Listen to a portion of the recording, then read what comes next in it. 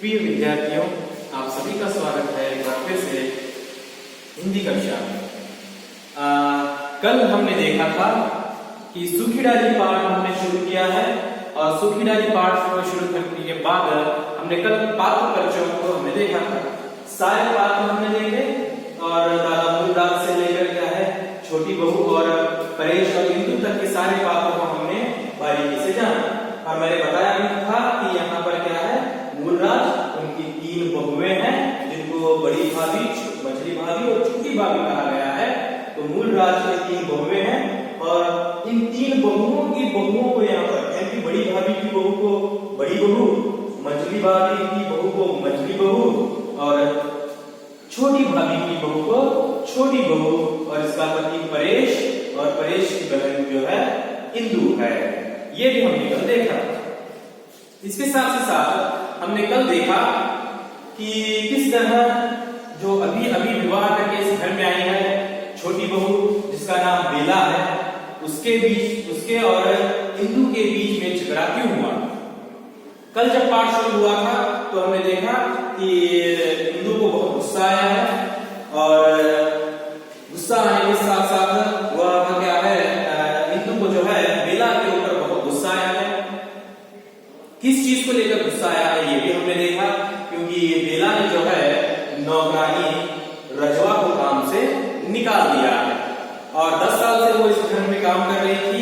ये कहकर बेला ने उसको काम से निकाल दिया क्योंकि उसे काम करने का सलीका नहीं है, तरीका से बिल्कुल नहीं आता है। तो इंदु बेला को बहुत समझाने की कोशिश करती है कि जो नौकरानी है रजवा, ये करीबन 10 साल से यहाँ पर काम कर रही है, न जाने आपका कौन सा काम है जो उससे नहीं होता, और अगर आप नौकरों से काम लेने के लिए क्या होनी चाहिए, तमीज होनी चाहिए, वगैरह वगैरह बातें इंदु और बेला के बीच में रजवा को लेकर बातें होती हैं। और बातों में बेला क्या करती है, अपने मायके की तारीफ करती है और कहती है कि न जाने आप ऐसे नौकर को कैसे झेल रहे हैं, अगर मेरे मायके में होता तो उसको मैं कब का क्या है 2 दिन तो छोड़ो 2 घड़ी भी उसको क्या है मैं घर में टिकने के लिए नहीं देती थी। यह बात क्या है छोटी बहू बेला कहती है। तो नौकरानी को लेकर क्या है झगड़े शुरू होते ही रहते हैं कि इतने में ही क्या है छोटी भाभी यानी कि छोटी बहू की सास और इंदु की वह माँ भी है। छोटी भाभी का क्या होता है यहाँ पर प्रवेश होता है। छोटी भाभी देखती है कि उनकी बेटी इंदु क्या है बहुत गुस्से में है और देखती है कि रजवा क्या कर रही है, एक और खड़े होकर क्या है रो रही है। तो सीधे आके ही छोटी भाभी पूछती है रजवा क्यों रो रही है, क्या कोई कड़वी बात कह दी, क्या है कोई क्या कड़वी बात कह दी छोटी बहू ने। आकर कौन पूछती है, छोटी भाभी पूछती है। सीधे आकर वो इंदु से पूछती है कि क्या कोई कड़वी बात कह दी है छोटी बहू ने, मतलब रजवा खड़ी रो रही है तो पक्का है समस्या कहाँ शुरू हुई है, बेला से यानी कि छोटी बहू से ही शुरू हो गई है। ये पूरा यकीन क्या है छोटी भाभी को है, इसलिए वो आकर कहती है क्या कुछ कड़वी बात कहती है छोटी बहू ने, क्या कुछ कड़वी बात कहती है क्या, यह बात वो आकर पूछती है क्योंकि उनको पूरा यकीन है। तो इस बात को सुनकर रजवा जो घर की नौकरानी है जो 10 साल से इस घर में काम कर रही है, वो कहती है कि उसे काम से हटाया गया है और उसका अनादर हुआ है, बेइज्जती की गई है। और वो कहती है कि आज से वह छोटी बहू बेला का घर का काम बिल्कुल नहीं करेगी, उनके कमरे को सजाना और सफाई करने का काम होगा बिल्कुल नहीं करेगी, क्योंकि उसका क्या हुआ है अनादर हुआ है। और यह बात सुनने के बाद जो है छोटी भाभी जो है क्या है जब रजवा की बात सुनती है तो छोटी भाभी छोटी बहू यानी कि अपनी बहू की रक्षा करते हुए कहती हैं कि तुम जो है बेला की कोई बात का बुरा मत मानो, क्योंकि वह अभी क्या है बहुत छोटी है, वह अभी बच्ची है। जब छोटी भाभी बेला को बच्ची कहती है तो सामान्य है इंदु को ये बात बिल्कुल पसंद नहीं आई। इंदु को और उसके साथ साथ क्या है वह यह बात क्या है बड़ी बहू को भी यह बात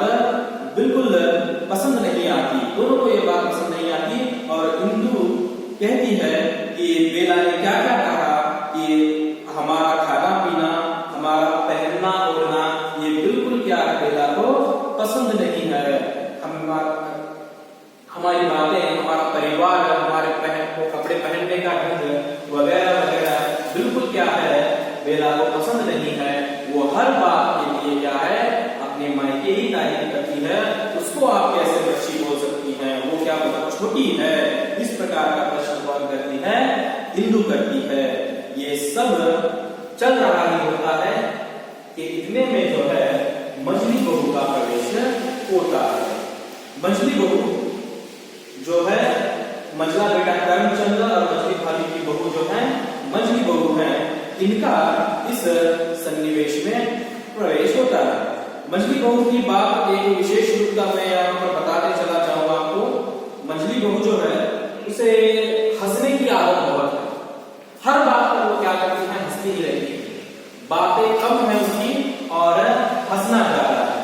तो छोटी भाभी, इंदु और बड़ी बहू के बीच बातें चल रही है, तो बीच में अचानक जो है मछली बहू का प्रवेश होता है।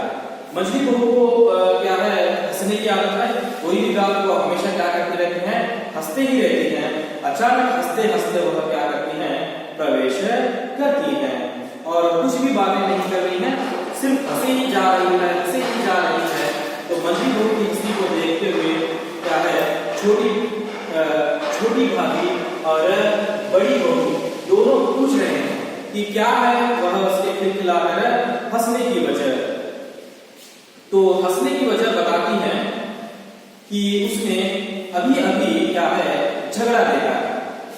मछली बहू ने किसका झगड़ा देखा है, छोटी बहू बेला और परेश का पति पत्नी का झगड़ा हो रहा था। तो उस झगड़े को क्या है, मछली बहू ने देखा। उस झगड़े को देखकर क्या हो रही है, वह बहुत हंस रही है। क्यों झगड़ा हो रहा है, किस लिए हंस रही है, ये बात हम क्या करेंगे, अब देखेंगे। बहुत पूछने के बाद वो बताती है कि कैसे बेला ने अपने पति परेश की हालत खराब की है।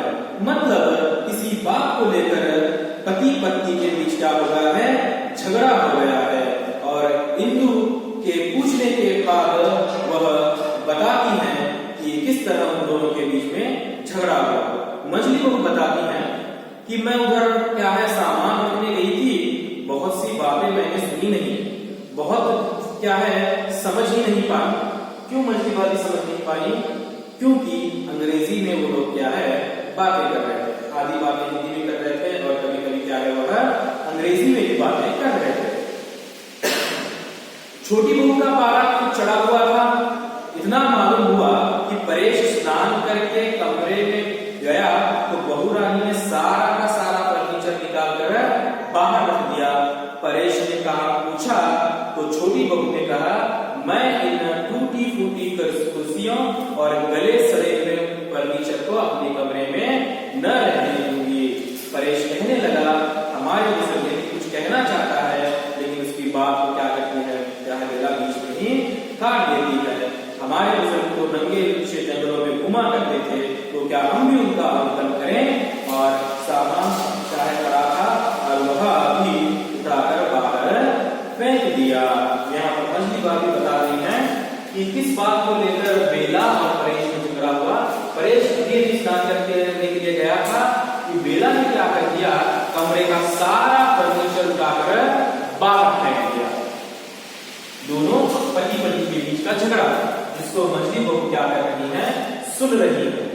और सुनकर वो अभी आकर छोटी भाभी और बेला के सामने क्या कर रही है, सारी बातों को बता रहे हैं कि कैसे झगड़ा हुआ।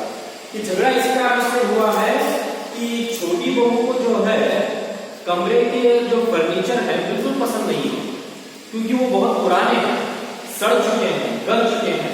इसीलिए उसने सारे फर्नीचर उठाकर बाहर फेंक दिए। लेकिन परेश समझाने की कोशिश करता है कि हाँ ये टूटी फूटी है, गली सड़ी है, लेकिन ये हमारे बुजुर्ग यानी कि पुराने जमाने की, हमारे बाप दादाओं ने इसका इस्तेमाल किया है, तो ये खानदानी है, इसे बाहर मत फेंको। वो कहना चाहता था, लेकिन बेला उसकी बात काट देती है, कहती है कि हमारे बुजुर्ग तो क्या तो क्या हम भी वही करें? अब ये फर्नीचर पुराने हो चुके हैं, ये उसे बिल्कुल पसंद नहीं है, इसीलिए बेला ने क्या कर दिया, सारे फर्नीचर उठाकर बाहर फेंक दिया। और बाहर फेंकने के बाद परेश ने कहा कि इन फर्नीचर पर हमारे बाप दादा बैठते थे, हमारे पिता बैठते थे, हमारे चाचा बैठते थे, उन लोगों को कभी शर्म नहीं आई, उन्होंने कभी फर्नीचर को गला सड़ा होने की शिकायत नहीं की। अब यदि मैं जाकर इसे रखने पर आपत्ति करूंगा तो दादा कहेंगे कि तहसीलदार होते ही लड़के का सिर फिर गया है। सिर फिर क्या है कि अपने आप को बहुत बड़ा समझना।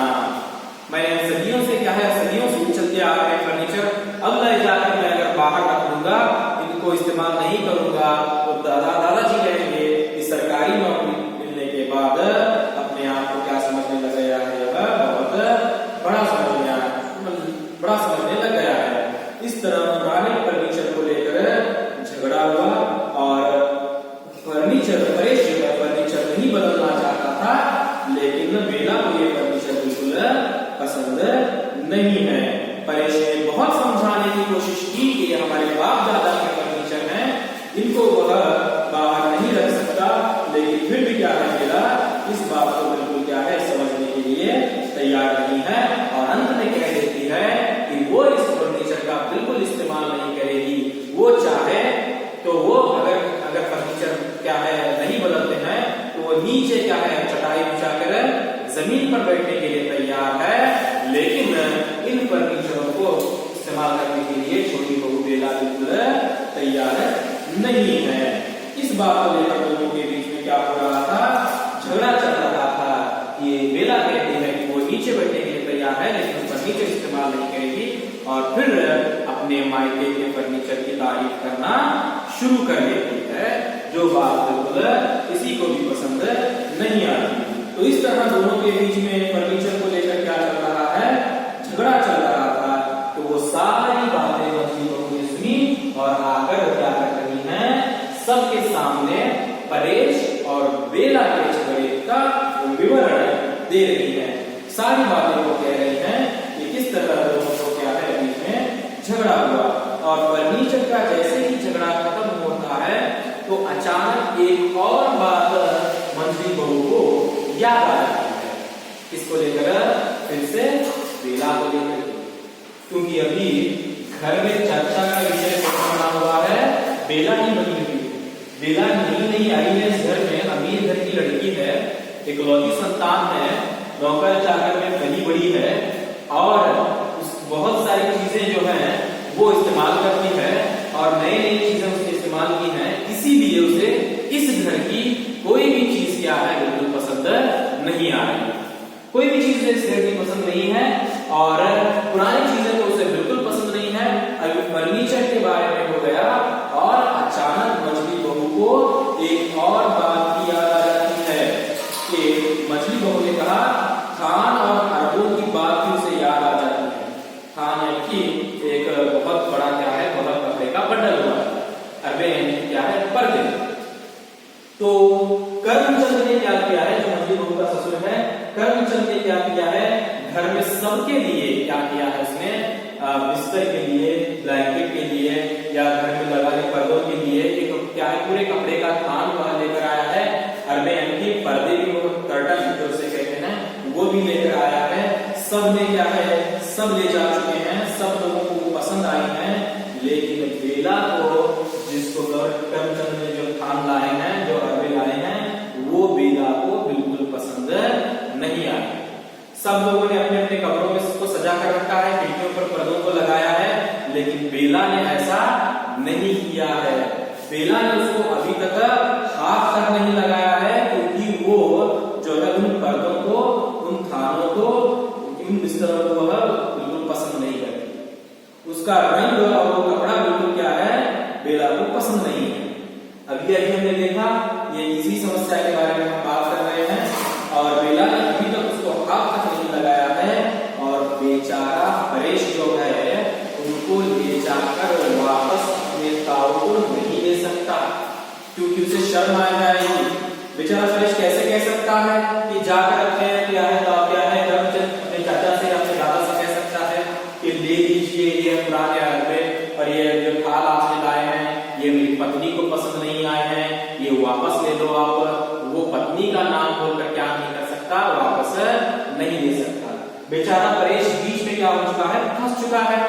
इधर पत्नी को बहुत मनाने की कोशिश की उसने, किस विषय में? फर्नीचर के विषय में, लेकिन फिर भी बेला मानने को तैयार नहीं। अब बात आई क्या है, थान और अरबों की बात आई, तो वहां पर भी वो अपनी पत्नी को समझाने में क्या हो चुका है? विफल हो चुका है। बार बार दोनों के बीच में क्या होता रहता है? झगड़ा होता रहता है। परेश भी पढ़ा लिखा है, तो छोटी बहू बेला ने भी क्या किया है? ग्रेजुएशन कंप्लीट किया है, तो वो भी असफल रहा। तो बहुत चीजें वो बताने की कोशिश कर रहा है, समझाने की कोशिश कर रहा है, बिल्कुल क्या है, वह समझा नहीं पा रहा है। और वह चाहता है कि वह ले जाकर वापस देने की हिम्मत बिल्कुल नहीं है उसमें। तो इस बात को लेकर मछली बहू क्या करती है? परेश का मजाक उड़ाती है। न जाने कैसे क्या खाने में तहसीलदार की नौकरी करता होगा, बीवी के सामने तो उसका मुंह तक नहीं खुलता। कौन मजाक उड़ाती है? मछली बहू मजाक उड़ाती है, क्योंकि मछली बहू ने अभी अभी छोटी बहू और परेश का झगड़ा सुना है, और अब वह छोटी भाभी और इंदु के सामने आकर क्या कर रही है? परेश का मजाक उड़ा रही है। न जाने तहसीलदार कैसे बन गया, पत्नी को ही क्या नहीं कर सकता, वह संभाल नहीं सकता। और इतने में अचानक याद आता है कि दादाजी ने क्या है बेला को कपड़े धोने के लिए कहा था, वो भी अभी तक नहीं धुले हैं। तो इतने में याद आता है कि दादाजी ने कपड़े धोने के लिए बेला को दिए थे, पर वह काम भी उसने नहीं किया है। तो बड़ी भाभी जो है वो क्या करती है? इंदु से कहती है कि तुम दादाजी जी के कपड़े धो दो। तो इस प्रकार क्या होता है? पहला दृश्य समाप्त होता है। पहले दृश्य में क्या बातें बताई गई हैं ये हम देखेंगे। पहला दृश्य बात ये बताई गई है कि यहाँ पर पूरे परिवार का परिचय है। परिचय होने के साथ साथ यहाँ पर केवल स्त्रियों का परिचय दिया गया है। और जहाँ पर पहला दृश्य शुरू होता है तो इंदु गुस्से में है। दो कारणों को लेकर वो गुस्से में है, क्योंकि रजवा नौकरानी को निकाल दिया गया है, और दूसरा कारण ये उसे बिल्कुल जो पसंद नहीं है वो ये है कि जो छोटी बहू है बेला, जो क्या करती है? बार बार अपने मायके की तारीफ करती है। तो इस प्रस्तुत पहले दृश्य में बेला का जो कैरेक्टर है, पात्र है, वो क्या है? विषय वस्तु बना हुआ है। यहाँ पर बेला के बारे में बताने की कोशिश की गई है कि इंदु ने क्या क्या बातें की बेला के बारे में, और मछली बहू ने क्या क्या बातें की बेला के बारे में। यानी कि यहाँ पूरी तरह से बेला को एक विलन के तौर पर दिखाने की कोशिश की गई है, जिसे जो है इस घर की कोई भी चीज उसको पसंद नहीं आती। उसे इस घर की कोई भी चीज पसंद नहीं है।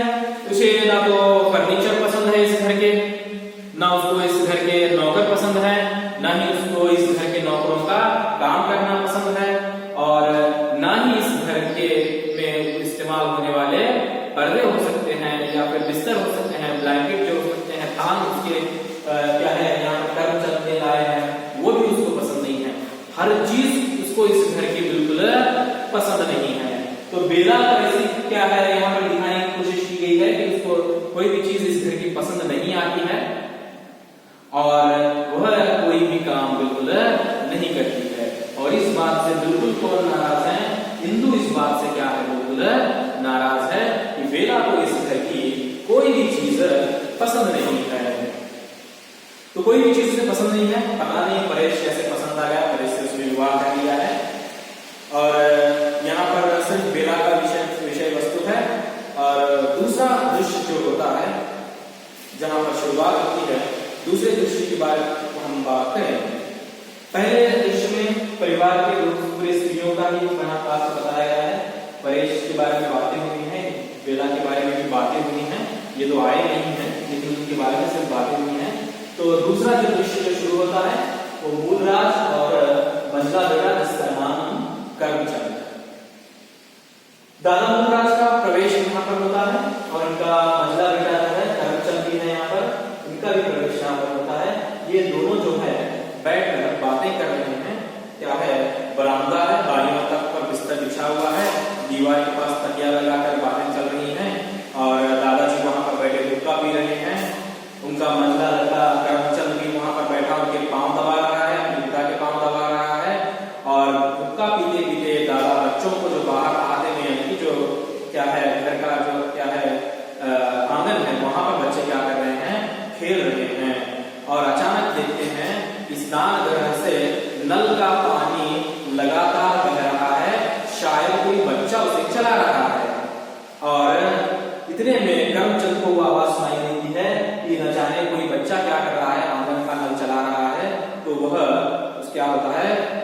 अचानक गुस्से में आ जाता है और वो क्या करने लगता है, बच्चों को डांटने लगता है कि पानी क्यों गिरा रहे हो।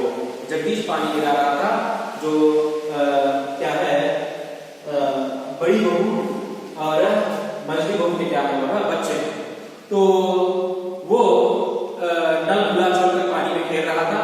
तो क्या करते हैं, आकर करमचंद क्या करता है, बच्चों को डांटता है।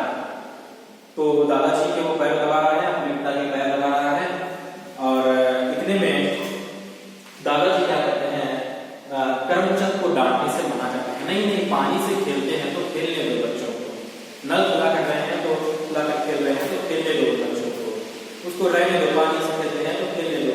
क्योंकि वो बच्चे क्या कर रहे हैं कि एक पेड़ है आंगन में और उस आंगन के पेड़ की डाल टूट चुकी है, तो बच्चों ने क्या सोचा, उस डाल को ले जाकर क्या करेंगे, उस पेड़ की डाल को ले जाकर जमीन में गाड़कर उसको पानी देने की कोशिश कर रहे हैं और उसको फिर से हरा भरा करने की कोशिश कर रहे हैं।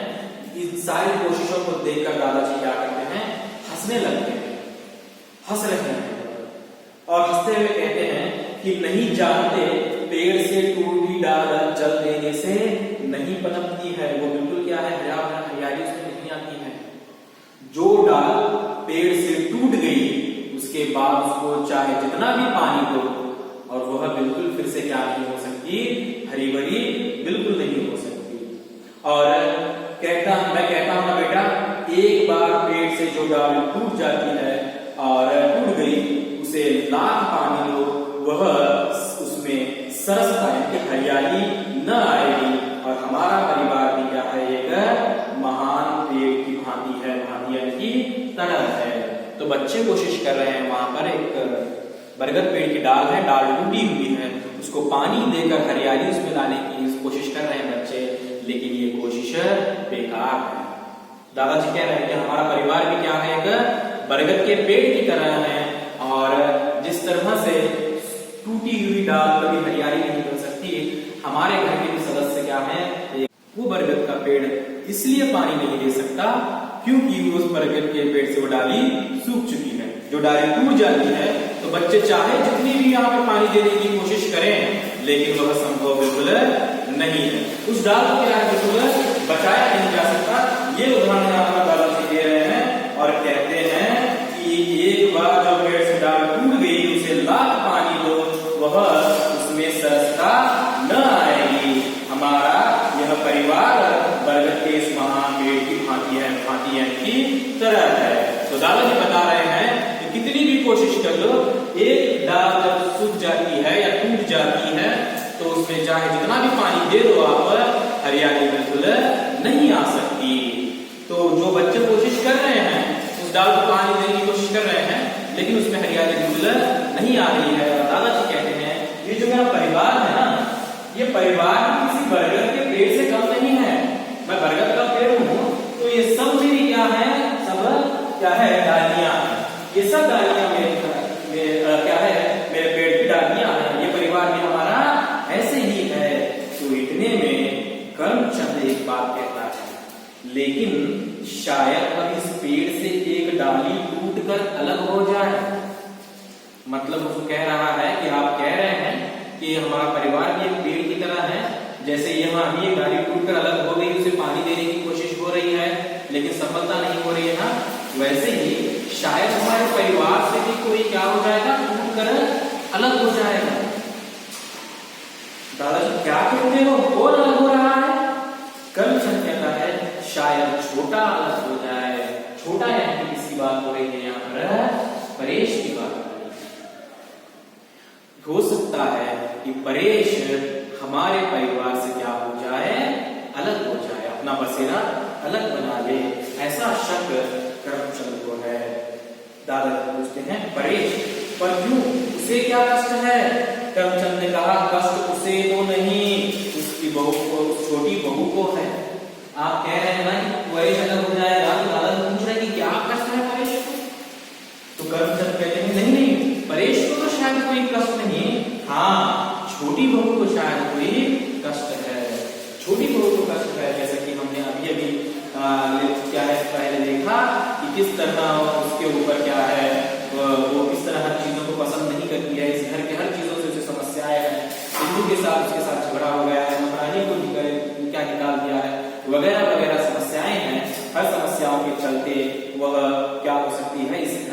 अलग हो सकती है, इस पेड़ से वह डाल टूट सकती है। ये शब्द क्या है? कर्मचंद है। तो दादाजी बताते हैं मुझे किसी ने बताया था नहीं, यदि कोई शिकायत थी तो उसे वही मिटा देना चाहिए था। अगर कोई भी शिकायत होती छोटी बहू को इस घर के लिए तो उसे तभी दूर कर देना चाहिए। यानी कि झगड़ा अगर शुरुआत है, अगर शुरू में ही कोई समस्या हो रही है तो उस समस्या को वहीं निपटा देना चाहिए।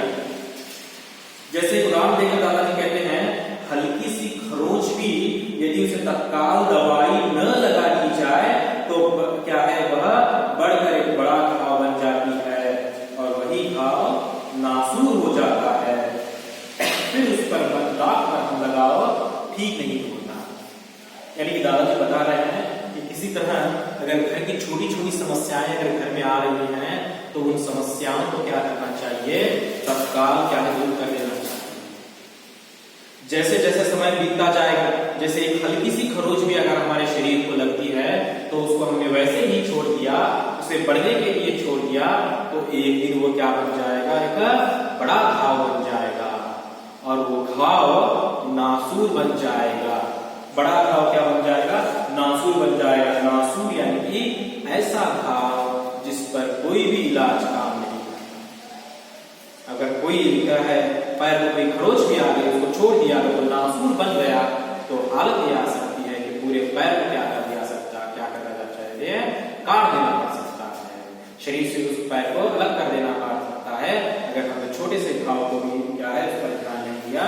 तो घाव का उदाहरण देकर दादाजी कह रहे हैं कि अब क्या है, अगर इतनी बात आगे बढ़ चुकी है, इतनी बात आगे बढ़ चुकी है कि छोटी को इस घर से अलग होना चाहती है तो अभी तक मुझे किसी ने कुछ बताया नहीं है। यहां तक बात कैसे आगे बढ़ गई? जब यह बात बहुत छोटी थी, जब समस्याएं बहुत छोटी थी, तभी इस समस्याओं का समाधान निकाल देना चाहिए था। तो दादाजी इस प्रकार क्या कहते हैं, बताते हैं कि समस्या कहां शुरू हुई है। तो कर्मचंद सारे विस्तार से बताते हैं कि कैसे क्या है समस्याएं शुरू हो रही हैं, क्या छोटी बहू समस्याएं हैं, परेश क्यों अलग होना चाहता है, वगैरह वगैरह क्या है वह आगे सारी बातें बताता है। तो अगले भाग में वो सारे विषय हम देखेंगे। तो प्रस्तुत भाग में हमने देखा कि किस तरह बहुत शिकायतें हैं। पहले तो क्या है, हिंदू की शिकायत थी, हिंदू की शिकायत के साथ साथ यहाँ मंझली बहू आती है और मंझली बहू आकर क्या क्या शिकायत है वह उसने परेश और छोटी बहू के झगड़ों को सुना, चाहे वो फर्नीचर को लेकर है, चाहे वो पुराने कपड़ों को, अरबों और खान को लेकर है, वो सारी बातें मंझली बहू आकर क्या करती है, यहाँ पर छोटी भाभी और बिंदु के सामने क्या है वह सारी समस्याएं रहती हैं। और दूसरे दृश्य का शुरुआत भी होता है। दूसरे दृश्य की शुरुआत में क्या है, दादा मुर्रा और कर्मचंद के क्या है मजला बेटा कर्मचंद के पास आते हैं। तो अभी अभी क्या है कर्मचंद ने बताया है कि उसका छोटा जो क्या है परेश जो है इसका छोटा है वो क्या होना चाहता है, इस घर से अलग होना चाहता है। तो क्यों परेश अलग होना चाहता है और उसके पीछे छोटी बहू का कारण बताया जा रहा है। तो किस तरह दादाजी परेश को बुलाकर बात करते हैं, कैसे इस समस्या का समाधान निकालने की कोशिश करते हैं और परेश दादाजी के समझाने पर समझ जाता है या फिर वो फिर उसी जिद पर अड़ा हुआ है कि वो किसी भी कीमत पर इस घर से अलग होकर रहेगा। इन सारी समस्याओं का समाधान कैसे दादाजी निकालते हैं, किस तरह वो बढ़ते बढ़ते इन समस्याओं का समाधान निकालते हैं, इसको क्या करेंगे हम पाठ के अगले भाग में क्या करेंगे हम उसको जानेंगे। धन्यवाद।